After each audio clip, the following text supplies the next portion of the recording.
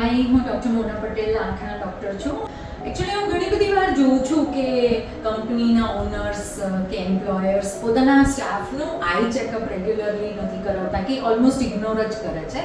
હવે એમાં આપણે મોટી ડિસીઝીસ જેમ કે કેટરેક્ટ અને ગ્લોકોમા એ તો આપણે મિસ કરીએ જ છે definitely, but when it is refractive error એટલે જ્યારે કે આંખના પેશન્ટને ચશ્મા છે કે તમારા સ્ટાફને ચશ્માનો નંબર છે અને એ નથી પહેરતા, એટલે 30% જેટલી એની વર્ક એફિશિયન્સી ઓછી થઈ જાય છે because he has to use that brain power in focusing the letters.